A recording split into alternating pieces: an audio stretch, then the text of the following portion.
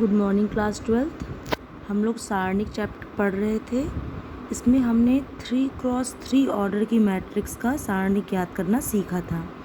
आज हम जानेंगे सारणिकों के गुणधर्म। ठीक है, तो जो ये गुणधर्म है आप किसी भी कोटि के सारणिक के लिए सत्य है, किंतु हम स्वयं को केवल अभी कितने का ऑर्डर का हम सीखेंगे 3x3 ऑर्डर की मैट्रिक्स का सारणिक के गुणधर्मों के बारे में जानेंगे। ठीक है, पहला गुणधर्म जो कह रहा है आपका वो यह है कि किसी सारणिक का मान इसकी पंक्तियों और स्तंभों के परस्पर परिवर्तित करने पर अपरिवर्तित रहता है। कहने का मतलब यह है कि रोज़ जो पंक्तियां हैं उनको आप कॉलम कर दें और कॉलम को आप पंक्तियां कर दें। जैसे आपने ट्रांसपोज सीखा था, सारणिक का ट्रांसपोज क्या होता था कि रोज़ कॉलम बन जाए और कॉलम रोज़ बन जाए, तो उसे आप ट्रांसपोज कहते थे। वैसे ही यदि सारणिक में हम पंक्तियों और कॉलम्स को परस्पर क्या कर दें, चेंज कर दें, तो भी उस पर कोई प्रभाव, जो सारणिक का मान आता है उस पर कोई प्रभाव नहीं पड़ता है। जैसे यहाँ पे देखिए आपका रो का क्या, पहली रो क्या है A1 A2 A3। हमने क्या कर दिया, उस रो को कॉलम बना दिया A1 A2 A3। ठीक, दूसरी रो क्या थी B1 B2 B3, हमने उसको क्या बना दिया, कॉलम बना दिया B1 B2 B3। ये आपकी रो C1 C2 C3 थी, तीसरी रो, इसको हमने कॉलम बना दिया। तो चाहे आप इसका मान ज्ञात करिए चाहे आप इसका मान ज्ञात करिए, दोनों ही सारणिक का मान क्या आएगा, समान आएगा। ठीक है, यानी कि पहला गुणधर्म आपने ये सीखा कि पंक्तियों और स्तंभों को आपस में इंटरचेंज कर दें यदि हम, तो सारणिक का मान क्या रहता है, अपरिवर्तित रहता है, उसके मान में कोई अंतर नहीं आता है। ठीक है, ये आपका पहला गुणधर्म हुआ। ठीक है, जैसे आपका ये उदाहरण नंबर 6 कह रहा है कि गुणधर्म 1 का सत्यापन कीजिए। ठीक है, ये आपका सारणिक दिया हुआ है। ठीक है, सारणिक का प्रथम पंक्ति के अनुदिश प्रसरण करना मैंने सिखाया था आपको 2। ठीक है, एक बार देख ले हम कैसे प्रसरण करते थे, कैसे उसका विस्तार करते थे। 2, इसमें इंटू किसका होगा, 2 जिस रो और कॉलम में बैठा है उसको छोड़ देंगे तो बचेगा क्या, 0 4 5 -7। ठीक है, फिर क्या लगता था, माइनस, मैंने बताया था आपको। फिर सेकेंड एलिमेंट लेंगे आप, -3 है ये। अब -3 इस कॉलम और इस रो में बैठा है उसको छोड़ देंगे, बचेगा 6 4 1 -7, 6 4 1 और -7। ठीक है, ये 2 ऑर्डर 2 की मैट्रिक्स बची, सारणिक बची। ऐसे ही 5 लेंगे तो इस रो और इस कॉलम को छोड़ेंगे तो 6 0 1 5, ये बचा आपका। इसको आप गुणा करेंगे, सब जोड़ेंगे घटाएंगे तो आंसर कितना मिला, -28। अब हम क्या करेंगे, इसमें गुणधर्म 1 का सत्यापन करना है तो हम रो को कॉलम और कॉलम को क्या बना देंगे, रो बना देंगे। तो ये जो रो है आपकी 2 3 5, इसको हमने क्या बना दिया, 2 3 5 कॉलम बना दिया। ये रो है 6 0 4, इसको क्या बना दिया हमने, कॉलम बना दिया।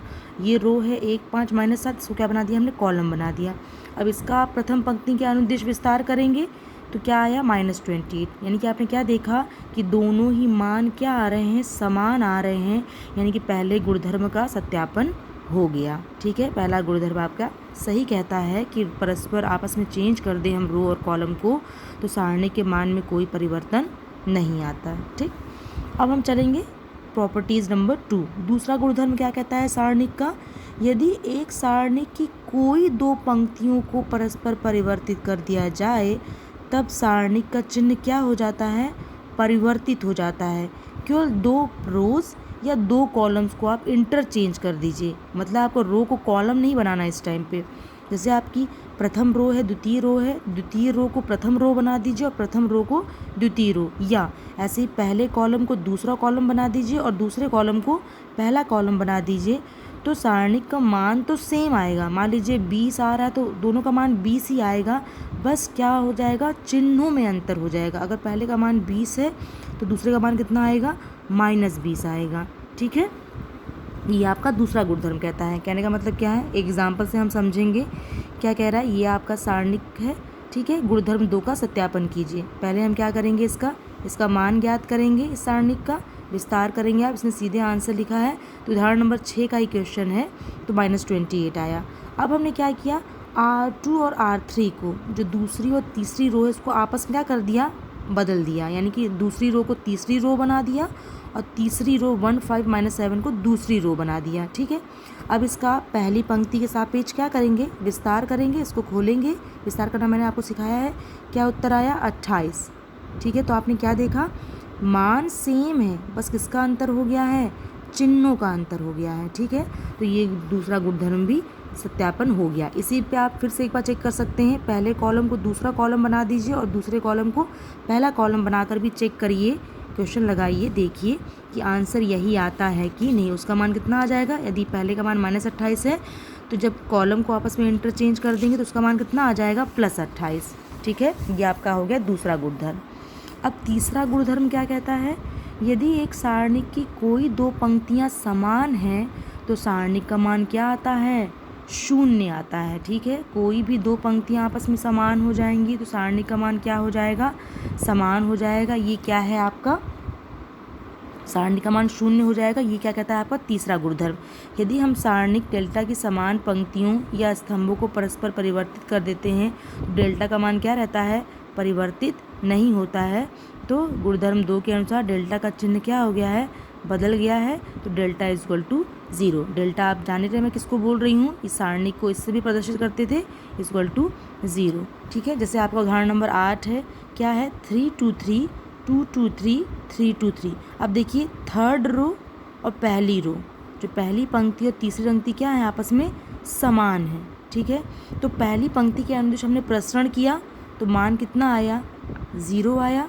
यानी कि आपका कौन सा गुणधर्म सत्यापन हो गया, तीसरा गुणधर्म। मैंने बताया था यदि कोई भी दो पंक्तियां आपस में समान होंगी, यानी कि नंबर्स उनके क्या रहेंगे, एक जैसे रहेंगे, या दो कॉलम समान रहेंगे तो उनका मान क्या आएगा, सारणिक का मान 0 आएगा। ये क्या है आपका तीसरा गुणधर्म।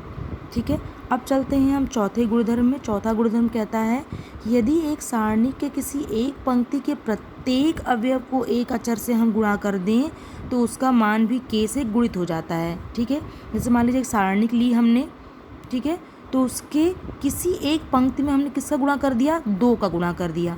ठीक है, और मान लीजिए पहले सारणी का मान 20 आ रहा था तो अब सारणी का मान कितना आएगा, 40। तो वही कह रहा है कि अगर पंक्ति या कॉलम किसी एक के सभी अवयव में हम गुणा कर दें तो क्या होता है, उसका सारणी का मान भी उतना ही गुना अधिक आ जाएगा।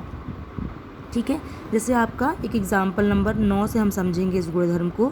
ये आपका क्या है, एक सारणी का मान ज्ञात करना है। ठीक है, ध्यान दीजिए, इसको हम क्या लिख दिए, इसने 6 के गुणे में लिख दिया है इसको। इस पंक्ति में कितने गुणा हो रहा है, 6 से गुणा हो रहा है, तो 6 आपने कॉलम ले लिया, ये = 0। ठीक है, ये क्या आ गया आपका, ये आपका एक पंक्ति टिप्पणी क्या कह रहा है, इस गुणधर्म के अनुसार हम एक सारणी की किसी एक पंक्ति या स्तंभ से सार उभयनिष्ठ गुणनखंड बाहर निकाल सकते हैं। तो इस टिप्पणी का ये एग्जाम्पल है, यानी कि जो सार गुणनखंड है उसको हमने क्या कर लिया है, कॉमन ले लिया है। ठीक है, तो ये आपका क्या कह रहा है, चौथे गुणधर्म पे सवाल ने आपके एग्जाम्पल में नहीं दिए हैं, तो ये आप करके जो है देख सकते हैं, आपके एक्सरसाइज में ये सवालें ज़रूर होंगी। ठीक है, ये हो गया आपका। ठीक है, फिर गुणधर्म नंबर 5 क्या कहता है आपका, यदि एक सारणी की एक पंक्ति या स्तंभ के कुछ या सभी अवयव 2 या अधिक पदों के योगफल के रूप में व्यक्त हों तो सारणी को भी हम 2 या अधिक सारणिकों के योगफल के रूप में व्यक्त कर सकते हैं। जैसे आपका ये सारणिक है, क्या है, पहली रो में देख रहे होंगे आप, 2 एलिमेंट जुड़े हुए हैं आपस में। ठीक है, तो इनको हम अलग अलग तोड़ सकते हैं, यानी कि थर्ड रो और सेकेंड रो और थर्ड रो को आप कॉमन रखेंगे, पहले एलिमेंट को आपस में ब्रेक कर देंगे, यानी कि पहले वाली जो सारणी का आप तोड़ेंगे, ब्रेक करेंगे, उसमें आप पहले एलिमेंट को यानी कि A1 पहले पार्ट को, और दूसरे में क्या करेंगे, λ1 λ2 और λ3 को ले लेंगे। ठीक है, तो इस तरह से आप इसको तोड़ सकते हैं, ये गुणधर्म नंबर 5 कहता है। और दोनों के ही जो दोनों के ही मान होंगे वो क्या आएंगे, समान ही आएंगे। चाहे आप इसके सापेक्ष इसका विस्तार कीजिए या इन दोनों का विस्तार करके उसको जोड़िए, दोनों के मान क्या आएंगे, समान आएंगे। ये गुणधर्म नंबर 5 है आपका। ठीक है, गुणधर्म नंबर 6 क्या कहता है, यदि एक सारणी के किसी पंक्ति या स्तंभ के प्रत्येक अवयव में दूसरी पंक्ति या स्तंभ के संगत अवयवों के समान गुणजों को जोड़ दिया जाता है तो सारणिक का मान वही रहता है। अर्थात यदि हम क्या किए, R1 को R1 + KR1 कर दें दूसरी रो से, ये कॉलम में भी ये काम कर दें तो मान में कोई परिवर्तन नहीं आता है। ठीक है, जैसे ये आपकी सारणिक है, दूसरा सारणिक क्या किया आपने, पहली रो में क्या किया हमने, थर्ड रो में K से गुणा करके सब में जोड़ दिया पहली रो में। ठीक है, तो इसके मान में कोई परिवर्तन नहीं आएगा। दोनों को आप किसी भी रो के सापेक्ष विस्तार करेंगे तो दोनों का मान क्या आएगा, समान आएगा। ठीक है, ये सब क्वेश्चंस आपको जो है इस पे आधारित गुणधर्मों पे आधारित आप सवालें लगाएंगे और एग्जाम्पल को ज़रूर देखिए, मैंने हमेशा कहा है आपका, और जहाँ नहीं आएगा वहाँ पूछेंगे। Thank you class.